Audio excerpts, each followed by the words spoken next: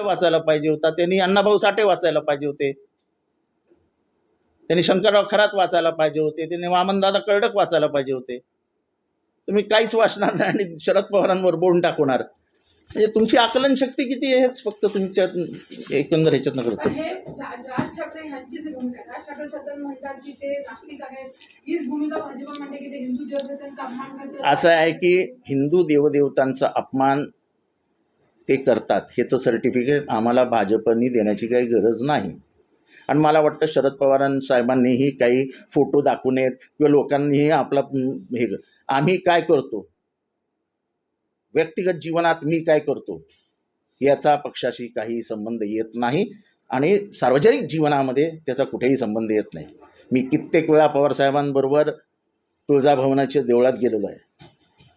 तुमच्या समोर आलं की पवारसाहेब मारुतीच्या देवळात जाऊन नारळ फोडतात आणि फॉर्म भरायला जातात. आता ते असं सगळं ते आधुनिक काळामध्ये काय झालं आहे तुमच्यामुळे. अरे मी आरतीला चाललो आहे की तुमचे 3-3 कॅमेरामॅन चालले आरती करायला, आरती घ्या आरती घ्या आरती घ्या. मग ते असं एकदम टाईटमध्ये आरती तोंडात आली पाहिजे ना. चला माझ्याबरोबर तुम्हाला आरती तोंडपाठ म्हणून दाखवतो. पण तुमच्यामुळे हे सगळं होतं ना. तुम्ही आमच्या आरत्या नाही दाखवत आम्ही देवळात गेलो तर. मी सांगतो तुम्हाला इथे देवळात जातो, या सगळे एवढे कॅमेरामॅन आणि घ्या 3-3 माणसाची ट्रिअँगल कॅमेरा टीम आणि दाखवा लाईव्ह. तसं नाही करणार तुम्ही. तुम्ही पाहिजे त्याचीच आरती दाखवणार आणि मग तो किती देवभक्त आणि आम्ही कसे मग निरश्वरवादी आहोत हे दाखवणार. तेव्हा तुम्ही लोकांनीही जरा थोडंसं आम्हाला साथ दिली पाहिजे. राष्ट्रवादी आणि शरद पवार हे हिंदुत्ववादी आहेत. पॉलिटिकल बॅकवर्डनेस हा गेला पाहिजे ना. निर्णय व्यवस्थेतनं तुम्ही जर समाज बाहेर काढणार असाल तर त्याच्यावर परिणाम तुम्हाला भोगावेच लागतील. असं आहे की empirical data is not that easy. मी एक आता नोट पाठवते तुम्हाला सगळ्यांना. इम्पेरिकल डेटाला 3-3 तुम्हाला खरं तर इम्पेरिकल डाटा हा केंद्राकडे सेन्ससच्या माध्यमात असायलाच हवा. इम्पेरिकल डेटाशिवाय सेन्सस पूर्णच होत नाही. आता एखाद्या नॉन रिझॉर्ट जागेतनं ओबीसी निवडून आलाय का हे तपासायचं आहे पूर्ण महाराष्ट्रात.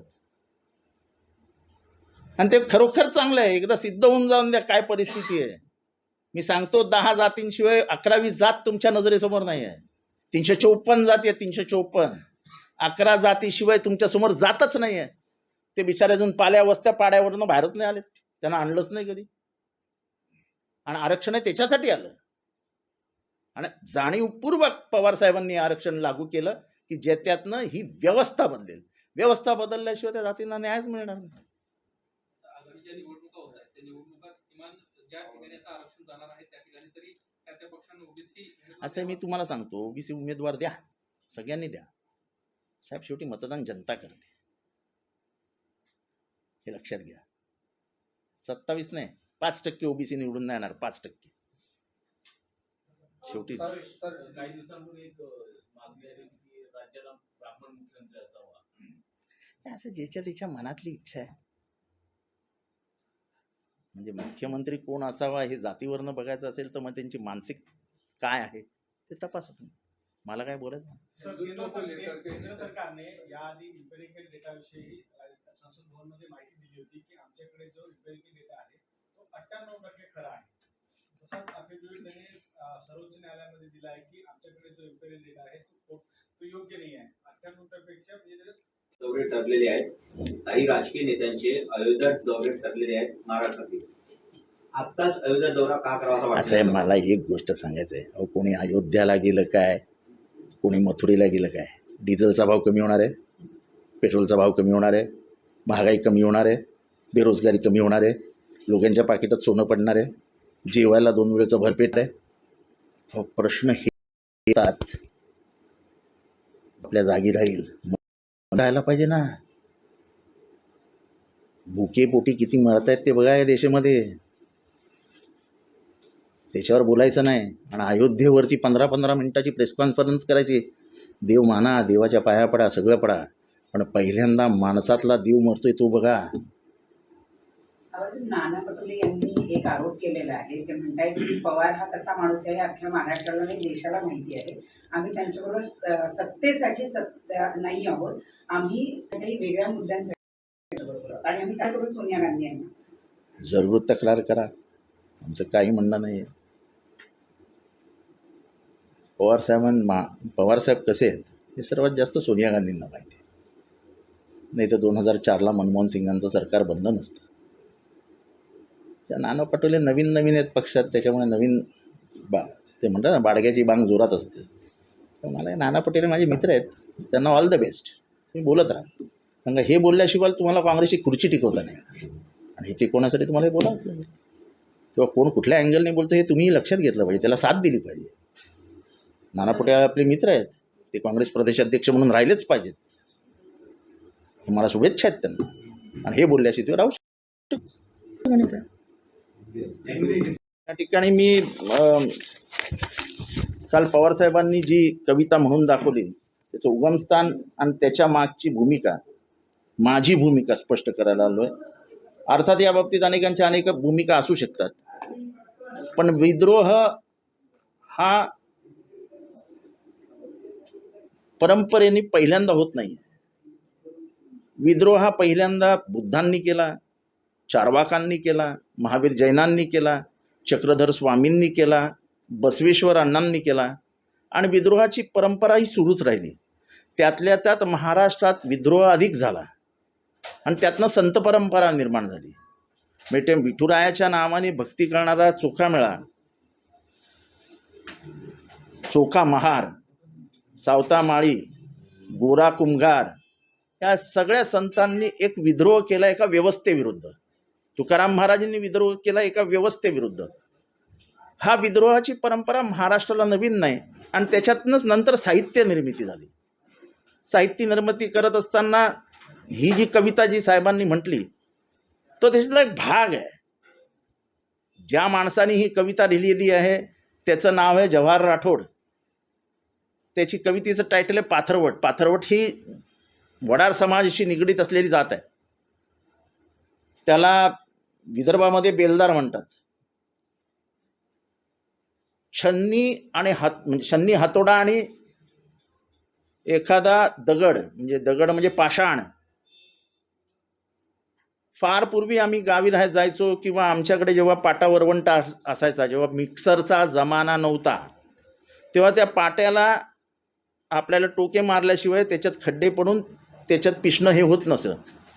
त्यामुळे पाटा वरवंटा, ते मुसळ असायचं ना, ते मुसळ, हे सगळ्याची निर्मिती तो समाज करायचा, आणि तो दारोदारी यायचा, त्यांचं काम करायचं, निघून जायचे. त्याच्यातनं हा विद्रोही कविता निर्माण झाला.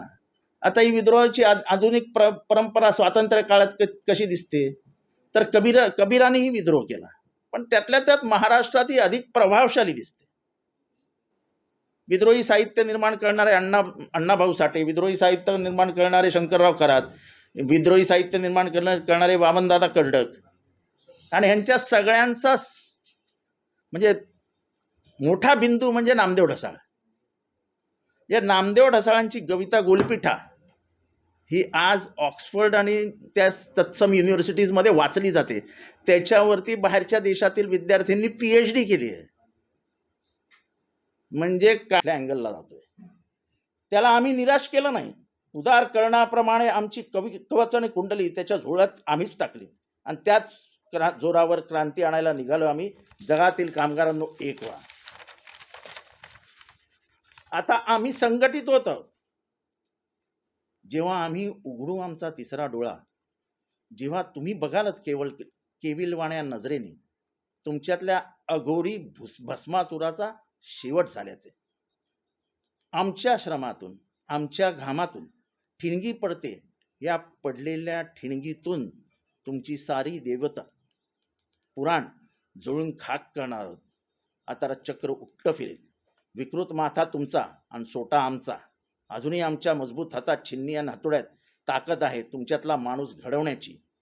त्यावेळी वेरूळ अजिंठ्यातील सारी भग्न शिल्पे गर्जना करतील, we are equal, we want justice, we want justice. हा आधुनिक काळातील कवी आहे. हे त्याच्यावरून दिसत आहे की हा कार्ल मार्क्सच्या मार्गाने जाणारा कवी आहे. त्यामुळे व्यवस्थेशी बंडखोरी करणं हे त्याच्या रक्तातच आहे आणि तो त्या समाजाचं प्रतिनिधित्व करतोय. आणि साहेब हेच म्हणाले की हे अशी जी लहान लहान समाज आहेत की ज्यांच्यातली पोरं आता शिकून सावरून ह्या सगळ्या परिस्थितीचा अंदाज घेत लिखाण करताय, त्यांचं लिखाण वाचलं की अस्वस्थ व्हायला होतं ना. आजही जेव्हा दलितांना पाय चाटायला लावतात ही बातमी वाचून माझ्यासारखाही माणूस अस्वस्थ होतो. आजही देशभरात दलितांवर होणारे अन्याय काही थांबलेले नाहीत. जात व्यवस्था ही कधी जाणारच नाही,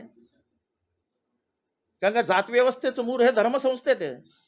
आणि हे मी म्हणत नाही, डॉक्टर बाबासाहेब आंबेडकरांच्या लिखाणात त्यांनी स्पष्ट म्हणून घेतलेलं आहे की अस्पृश्यतेचा जन्म हा जात व्यवस्थेतनं झाला, जात व्यवस्थेचा जन्म हा वर्ण वर्चस्ववादातनं झाला आणि वर्ण वर्चस्ववादाचा जन्म हा धर्मसंस्थेतनं झाला. अस्पृश्यता नसती तर हे कधीच निर्माण झाले नसते. व्यवस्थेविरुद्ध जेव्हा एखादा माणूस भूमिका घेतो, जो बंडखोरी करतो, तो का करतो, त्याची भूमिका काय, त्याच्या मागचं कारण काय हे तपासण्याची गरज आहे. उगाच त्याच्याकडे बोट दाखवण्यात काय अर्थ नसेल. त्याचंही कौतुक करायला पाहिजे की त्या परिस्थितीशी झगडून हा माणूस साहित्यात येतो, कौतुक केलं पाहिजे. त्याचं कौतुक न करता त्याच्यावर टीका करणं. आणि पवारसाहेबांनी त्याचं कौतुक केलंय की त्यांच्या हृदयातली जी पीळ आहे, त्यांच्या हृदयातली जी खंत आहे, त्याच्या मनाला जो दाह होतोय तो शब्दातनं व्यक्त करतो. आणि ते शब्द आपल्याला टोचले पाहिजेत. आपण जर खरोखर माणूस असू, आपल्याला खरोखर हृदय असेल तर आपल्याला टोचले पाहिजेत ना. एवढंच म्हणायचं आहे की केंद्र सरकार कोणाशी खोटं बोलतं. एकतर ते लोकसभेत तरी खोटे बोलतायत, नाहीतर ते सर्वोच्च न्यायालयात तरी खोटे बोलतायत. हा खोटेपणा ते का करतायत हा प्रश्न स्वतःच्या मनाला विचारा. कारण का इम्पेरिकल डाटा जर लोकसभेत सांगितल्याप्रमाणे जर सर्वोच्च न्यायालयात दिला असता तर हा गोळ झालाच नसता. ओबीसींना रिझर्वेशन मिळालं असतं. आणि मी जेव्हा ओबीसींसाठी इतक्या कळवळाने बोलतोय, मी मागासवर्गीय माणूस आहे, पण माझ्या पोरीनी मी उभ्या आयुष्यात कधीही ओबीसी आरक्षणाचा फायदा घेतलेला नाही. पण जे फायदा घेऊन तहसीलदार झाले, डेप्युटी कलेक्टर झाले, PI झाले, ACP झाले, DCP झाले, मी त्यांना घडताना बघितलंय, त्यांचं घर बघितलंय, त्यांना वरती जाताना बघितलंय. ही व्यवस्था जेव्हा बदलते त्याचं कौतुक असायला हवं. आणि ही व्यवस्थेला लाथ मारायला जे तयार झालेले असतात त्यांच्या लाथा पकडायला हव्यात. ते लाथा पकडण्याचं काम आम्ही शाब्दिकरित्या तरी करतो. यश देणं न देणं. मेहता मध्य प्रदेशच्या बाजूने लढली. म्हणजे वकील म्हणजे एकाला गुन्हेगारही ठरवू शकतो आणि त्याच गुन्हेगाराला दुसऱ्या दिवशी इनोसंटही ठरवू शकतो. यालाच तर वकील म्हणतात. वकिलांना आपलं काम केलं, पण त्याच्यात केंद्र सरकारची दुटप्पी भूमिका सिद्ध झाली ना. त्याच्यामुळे ओबीसीचं आरक्षण रद्द व्हावं ह्याच्या मागे कोण आहे हे लोकांनी ओळखायला पाहिजे. आणि माझं तर त्याहून जर पुढे जाऊन आता नव्हते. मध्य प्रदेशच्या निकालामध्ये सर्वोच्च न्यायालय म्हणतं की हा कायदा आता देशभर लागू करा. इम्पेरिकल डाटा हा आता जमवायला सुरुवात होईल. आता केंद्राची जबाबदारी आहे ना. देशभरामध्ये असलेल्या 54% लोकसंख्या असलेल्या ओबीसींना मुख्य प्रवाहातनं बाहेर ढकलण्याचं काम तुम्ही करताय, याची किंमत तुम्हाला द्यावी लागेल. आज महाराष्ट्र आणि मध्य प्रदेश आहे. मध्य प्रदेशमध्ये जाळपोळ सुरू झाली आहे, पण याचे मोठे परिणाम तुम्हाला दिसतील बिहारमध्ये, याचे मोठे परिणाम तुम्हाला दिसतील तमिळनाडूमध्ये, याचे मोठे परिणाम तुम्हाला दिसतील उत्तर प्रदेशमध्ये, जिथे ह्या जाती राजकीय दृष्ट्या प्रभावी आहेत, जिथे त्यांची पॉलिटिकल अफेअरमिटी येते, त्यांना तुम्ही निग्लेक्ट नाही करू शकत. त्याच्यामुळे मला वाटतं की पक्षविनिवेश विसरून एका जात समूहाला जेव्हा तुम्ही पिसायला जाता या वरवंट्याखाली, तेव्हा तो पिसला जाणार नाही. आता तो कसा पिसला जाईल? तुम्ही त्याला शिक्षणातनं बाहेर फेकताय, तुम्ही त्याला राजकीय व्यवस्थेतनं बाहेर फेकताय, त्याची आर्थिक प्रगती रोखताय, म्हणजे चालाची चक्र उलटी फिरवतायत. मी ओपनली सांगतो, किती ओबीसी आहेत जे ओपन जागेवरनं निवडून येऊ शकतात? सोपं नाही हो. शेवटी जसं बाबासाहेब आंबेडकरांनी आरक्षण देताना सांगितलं होतं की आरक्षण हे दारिद्र्य निर्मूलनाचा कार्यक्रम नाही, आपण तसंच बघतोय की हा दारिद्र्य निर्मूलनाचा कार्यक्रम नाही, तो सगळ्या व्यवस्थेमध्ये समान आला पाहिजे. अर्थव्यवस्थेमध्ये समान आला पाहिजे, समाज व्यवस्थेमध्ये समान आला पाहिजे, शिक्षण व्यवस्थेमध्ये समान आला पाहिजे, राजकीय व्यवस्थेमध्ये समान आला पाहिजे. हे डॉक्टर आंबेडकरांना अपेक्षित होतं. मला सांगा बरं, एखादा शेड्यूल कास्ट हा मुंबईतल्या कुठल्या सीटवरनं निवडून शकतो? एखादा रामदेव आठवलेचा चमत्कार घडतो, तोही पवार साहेबांमुळेच घडला. पण मला सांगा, ओपन सीटवरनं एका जागी ठामपणाने की एखादा मागासवर्गीय शेड्यूल कास्टचा उमेदवार निवडून येऊ शकतो? एखादा आदिवासी महाराष्ट्रातल्या 48 जागांमधनं रिझर्वेशन सोडून दाखवा, एक आदिवासी तुम्ही निवडून देऊ शकता? हा पॉलिटिकल बॅकवर्डनेस आहे, हा विद्रोह आहे. माझा लाखी देव मेला असो त्याला असेल, गोष्ट न करी नाव मी निंदे, गेलो दोघांना खंडोनी, स्तुती समावेत निंदा, केला धंदा उदंड, तुका म्हणे निवांत ठेलो, वंचित आलो जीवत्व. तू माझे लेखी देव मेला म्हणजे काय? आता काय तुकारामाला आणि जन्नीला तुम्ही काय विटनेस बॉक्समध्ये उभे करणार? साहित्याची निर्मिती ही अभ्यासली पाहिजे, ती कशी होती त्याचाही अभ्यास केला पाहिजे. माझ्या अंदाजाने तुकाराम हे सर्वात मोठे विद्रोही होते या देशातले, मध्ययुगातले. म्हणजे ज्याला मिडिवल हिस्ट्री म्हणतो, त्या मिडिवल हिस्ट्रीमधला सर्वात मोठा बंडखोर असेल तर तुकाराम. आणि ह्या बंडखोरीचं स्वागत केलं पाहिजे. ह्याच्यातनं आपण खूप काही शिकलं पाहिजे. तुम्हाला शिकायचंच नसेल आणि त्याच रूढी परंपरांवरती आपला पगडा ठेवायचा असेल आपल्या माथ्यावर, तो आमचा दोष नाही आहे. आम्ही मनाने मोकळे आहोत, हृदयाने मोकळे आहोत, स्वभावाने मोकळे आहोत. त्यालाच लिबरल म्हणतो आम्ही, की समोरच्याचा सन्मान केला पाहिजे, त्याच्या साहित्याचा सन्मान केला पाहिजे, त्याच्यातलं दुःख जाणून घेतलं पाहिजे. एवढंच आमचं म्हणणं आहे. पण ते सतत हेच म्हणतात की शरद पवार नास्तिक आहेत, देवदेवता असं आहे, मी तुम्हाला त्या दिवशीच सांगितलं, नास्तिक आणि आस्तिकचा जन्म हा बुद्धा प्रश्न चालू आहे. ज्यांनी वेद प्रामाण्यवाद म्हणजे सुप्रेमसी ऑफ वेदाज नाकारले, ह्यांना नास्तिक म्हणतात. जे सुप्रेमसी ऑफ वेदा स्वीकारतात त्यांना आस्तिक म्हणतात. ईश्वर मानत नाही त्याला निरेश्वरवाद म्हणतात. तेव्हा निरेश्वरवादी नाही ते नास्तिक आहेत ना. सुप्रेमसी ऑफ वेदास कित्येकाने नाकारली, आणि सुप्रेमसी ऑफ वेदास नाकारली म्हणून तर चक्रधर स्वामी निर्माण झाले, बसवेश्वर अण्णा निर्माण झाले, बुद्ध निर्माण झाला, चार्वाक निर्माण झाला, जैनिझम निर्माण झाला. हे बाकीची संत परंपरा निर्माण झाली ती कुठे झाली? त्यांनी ह्या जो पगडा होता, वेदांमुळे जो समाजावर एक विशिष्ट पगडा बसला होता, तो पगडा नाकारला त्यांनी. म्हणजे देवळात जाऊच दिला नाही तुम्ही, तर माणसाला राग येईल ना, की मी माझ्या छन्नी हातोड्याने ह्या मूर्त्या केल्या आणि त्या मूर्त्यांना तुम्ही मला साध्या बघूही देत नाही.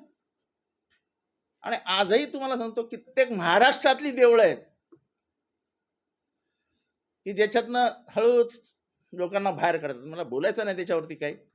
ही परंपरा मोडावी लागेल आणि त्याच्यासाठी उभं राहून त्यांच्यासाठी लढावं लागेल आणि त्यांची बाजू घ्यावी लागेल. बीजेपी महाराष्ट्र यातून काय सिद्ध करू इच्छितं असं तुम्हाला असं आहे की मला वाटतं ते एक्सपोज होत आहेत. म्हणजे एक तर त्यांनी साहित्य वाचलेलं नाही, हे त्यांनी काढायला पाहिजे होतं काल. हे कविता कोणाची आहे, कुठून आली आहे, काय आली आहे, तो का करतो, त्याची भूमिका काय, त्याच्या मागचं कारण काय, हे तपासण्याची गरज आहे. उगाच त्याच्याकडे बोट दाखवण्यात काय अर्थ नसेल. त्याचंही कौतुक करायला पाहिजे की त्या परिस्थितीशी झगडून हा माणूस साहित्यात येतो, कौतुक केलं पाहिजे त्याचं.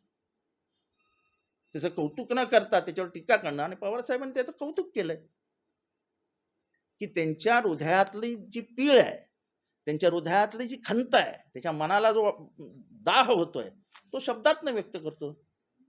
आणि ते शब्द आपल्याला टोचले पाहिजेत. आपण जर खरोखर माणूस असू, आपल्याला खरोखर हृदय असेल, तर आपल्याला टोचले पाहिजेत ना. आणि म्हणून मी हे महाराष्ट्राला पूर्ण कविता जी अर्धवट मोडून तोडून दाखवली गेली, त्याचे सगळे वर्जन पण आणलेत. तुम्ही तुमच्या टीव्हीवरही दाखवू शकता. कवीचं नावही दिलेलं आहे. आणि त्याच्यातलं सर्वात मोठं म्हणजे मला वाटतं की आता बीजेपीनी जनाबाईवरती टीका करावी. त्यांनी शरद पवारांवर का टीका केली आहे ना. जनाबाई म्हणते, अरे विठ्या विठ्या मूळ मायेच्या कार्ट्या, अरे विठ्या विठ्या मूळ मायेच्या कार्ट्या, तुझी रांड रंडकी झाली, जन्म सावित्री चुडातली, तुझे गेले मढे, मढे म्हणजे काय समजत असेल, तुला पाहून काळ रडे, उभी राहुनी अंगणी शिव्या देते दास जननी. ऑक्सफर्ड आणि त्या तत्सम युनिव्हर्सिटीजमध्ये वाचली जाते. त्याच्यावरती बाहेरच्या देशातील विद्यार्थ्यांनी PhD केली आहे. म्हणजे कामाठीपुराच्या शेवटच्या गल्लीत जन्माला आलेला नामदेव ढसाळ जागतिक दर्जाचा साहित्यकार म्हणून त्याला जगभरात मान्यता मिळते. का तर फक्त विद्रोही साहित्य त्याने निर्माण केलं म्हणून. त्याच्या कविता वाचण्यासारख्या आहेत. आता ह्या माणसाने जी कविता लिहिली आहे जवाहर राठोड, त्याचा पुस्तक आहे डोंगराचे ढोल. ती कविता काय? ती कविता तुमच्याकडनं चुकून झालं असेल, तुम्ही शेवटचं काहीतरी त्याच्यातलं वाक्य वगैरे घेतली, पण ती संपूर्ण कविता महाराष्ट्राने ऐकली पाहिजे. कारण का ह्यांनी सगळ्यांनी भोगलेलं आहे. त्यांचं अंतःकरण बोलतंय. ज्याच्या आईला देवळात प्रवेश नाकारला असेल, ज्याच्या आईला पाणी भरू दिलं नसेल, ज्याच्या बापाला दरवाज्यातनं हकललं असेल, त्याला यातना नसतील होत. डॉक्टर बाबासाहेब आंबेडकरांना काहीच वाटत नसेल त्या काळात की मला वर्गातही बसू दिलं नाही. अण्णाभाऊ साठेंना काहीच वाटलं नसेल गाव सोडताना, किंवा महाडच्या आंदोलनात सहभागी झालेल्या त्या काळच्या अस्पृश्यांना काहीच वाटलं नसेल की आम्हाला पाणीही पळू देत नाहीत. मग त्याच्यातनं जर साहित्य निर्मिती झाली तर त्याचा अभ्यासही केला पाहिजे. त्या परंपरेच्या विरोधात आम्ही आहोत हे उघडपणाने बोललं पाहिजे. ते काल शरद पवार साहेब म्हणाले की शोषित वंचित समाजाच्या मागे आपण उघडपणाने राहिलं पाहिजे. कवी काय म्हणतो? आम्ही पाथरवट निर्माण करतोय चक्कीची पाट, ज्या पाट्यांनी पीठन रोटी दिली आहे तुम्हाला. आम्ही मात्र अन्नाच्या कणासाठी रोज नुसती घरघर करतोय. दुसरं काय दुर्दैव आमचं. आम्हीच निर्माण केलेल्या जात्यातून आम्हीच पिसले जातोय. आमची छन्नी आणि हातोड्यांनी एकदा तर कमालच केली. पाषाणातून वेरूळ आणि अजुंठ्याही कोरली. उद्ध्वस्त झालेल्या आमच्या आयुष्याच्या आरशातून शिल्पाचं सौंदर्य जे तुम्ही पाहता आणि म्हणता वाह वाह क्या खूबसूरत. तुमचा ब्रह्म विष्णू महेश हे ऐका आता.